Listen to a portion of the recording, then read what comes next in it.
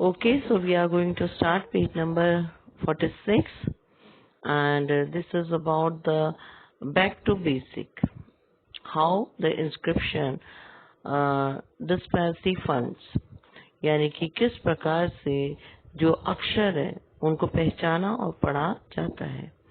सो हम उसके बारे में देखने जा रहे हैं। यहाँ पर आप देखेंगे कि जो डिफरेंट लैंग्वेजेस थे, उनके अल्फाबेट्स थे, तो शताब्दियों में उनमें परिवर्तन आते थे। तो वो परिवर्तन कैसे आते थे, वो परिवर्तन क्या क्या थे और किस तरीके से उसे पढ़ा जाने की कोशिश की गई। So far we have been studying experts from inscriptions among other things, but how do the historians find out what is written on them? अभी तक हम तो ये पढ़ रहे हैं कि हिस्टोरियंस ने क्या कहा, उन्होंने इंस्क्रिप्शन से क्या क्या निकाला और क्या हमने उसको पढ़ा, बस ये किया है। पर उन्होंने उस इंस्क्रिप्शन को कैसे पढ़ा, कैसे समझा, उसके बारे में देखने जा रहे हैं। सो पहला जो आपका आता है वो है, अगर हम देखें तो ब्राह्मणी भाषा या ब्राह्मी भाषा जो था उसको किस प्रकार से अगर हम देखें तो डिसाइफेंस किया गया, यानी डिफेंसेस जो है किया गया, एक्सप्लेन किया गया, उसको पढ़ा गया। तो यहाँ हम देखेंगे most script used to write modern Indian languages had derived from the Brahmi. The script used in most Ashokan inscripts from the late 18th century European scholar added by the Indian Pandits work backward from the contemporary Bengali and Devanagari. Then manuscripts compared their letter with the older specimen. अगर हम देखें तो भारतीय जो भाषा है, वो भाषा अगर हम देखें उसको और जो ब्राह्मी भाषा थी उनको जोड़ने की कोशिश की गई। अशोका के इंस्क्रिप्शंस को पढ़ने के लिए इतिहासकारों ने उल्टा चलना शुरू किया। आज की तारीख की देवनागरी और बंगाली को जोड़कर उसे लेकर पीछे तक जाकर उसे समझने की कोशिश की है और उसको समझते हुए उसको कंपेयर किया अल्फाबेट्स को कि कौन से अल्फाबेट का कौन सा स्पेसिमेन बनता होगा, अक्षर बैठता होगा।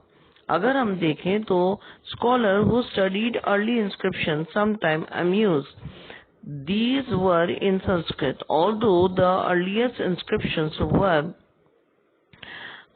in fact in Prakrit. It was only after decades of the painstaking investigation by the several epigraphists that James Princip was able to dissect the Ashokan Brahmi in 1838. अगर हम देखें तो जेम्स प्रसाद जो हमने पहले देखा था, इसमें हमारे आर्कोलॉजी के डिपार्टमेंट में काम जो हेड के रूप में और भाषाओं के हेड के रूप में काम कर रहे थे, उन्होंने अगर हम देखें तो एपिग्राफिस्ट कई सारे एपिग्राफिस्ट के वर्क को देख कर ये बहुत बाद में पता लगा पाए 1838 तक कि ये जो लैंग्वेजेस हैं उन्हें कैसे हम पढ़ें और किस तरीके से उसको एक्सप्लेन करें। कई बार तो स्कॉलर्स को लगता था कि ये संस्कृत भाषा के लिए अंदर से निकाले गए शब्द हैं और कई जो है ये प्रकृत भाषा के थे।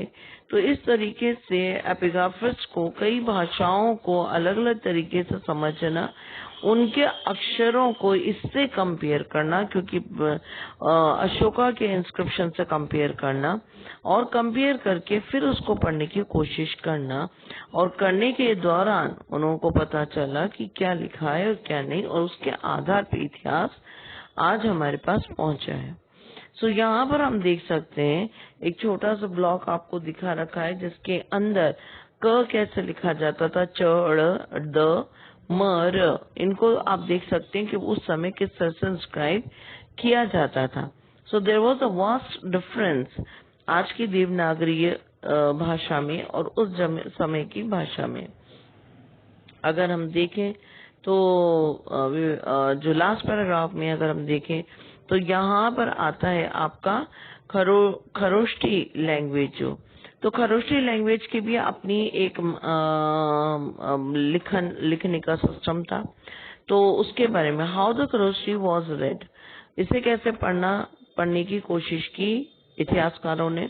The story of disappointment of the Kharoshti, the script used in the inscription in the northwest is different here.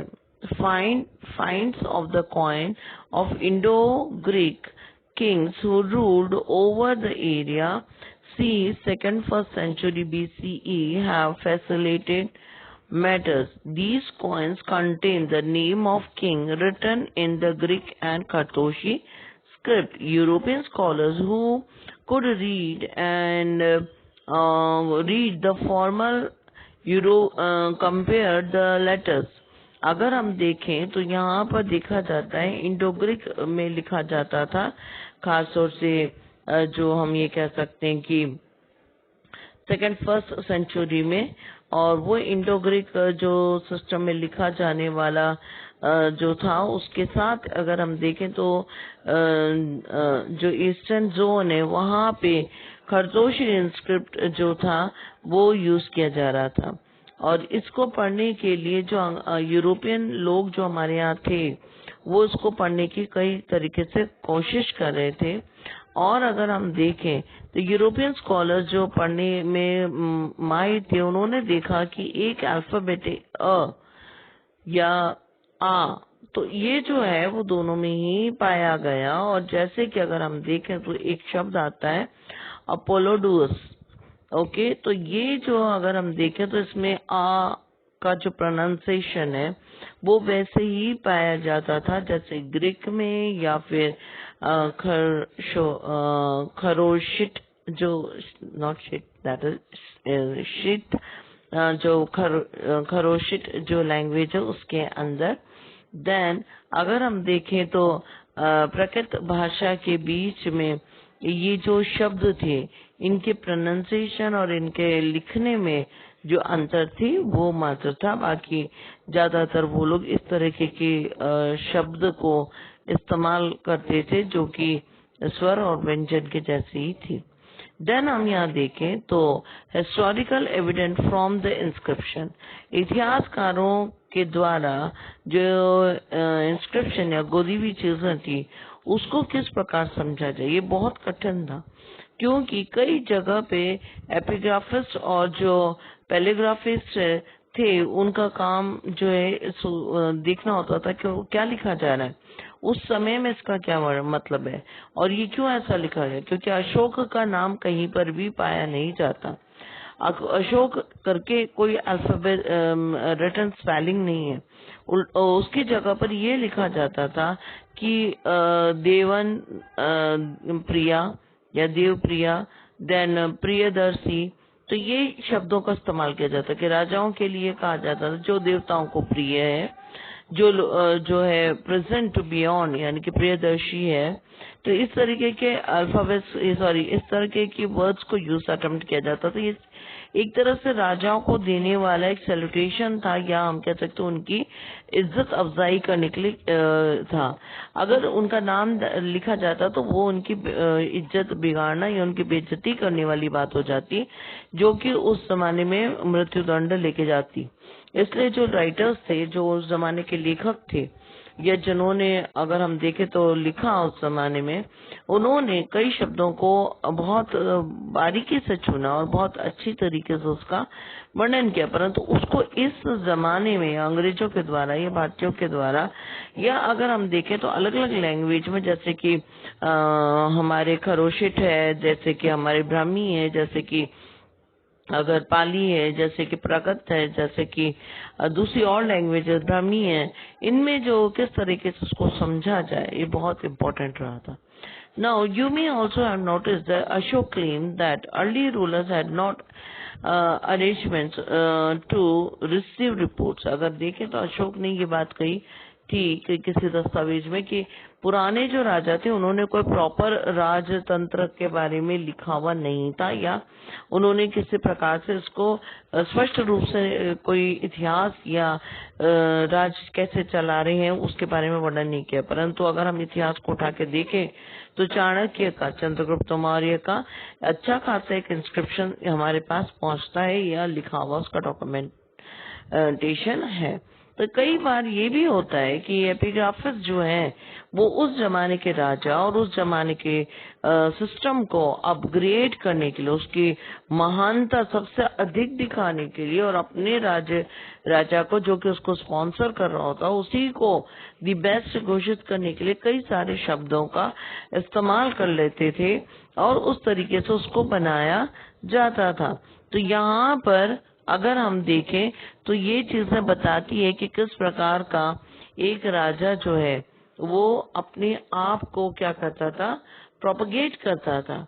वो इन लेखकों के द्वारा अपनी महानता, अपनी चीजों को बढ़ाता। तो इसमें हिस्ट्री कितनी सत्यता की ओर जाती है, कितनी उस चीज को समझने की कोशिश करती, वो हम देख सकते थे इन पैराग्राफ में। यहीं पर एक और आपको अगर ब्लॉक दिख रहा है तो आप देखेंगे कि यहाँ पे अगर हम देखें तो एक कोटेशन दिया हुआ है।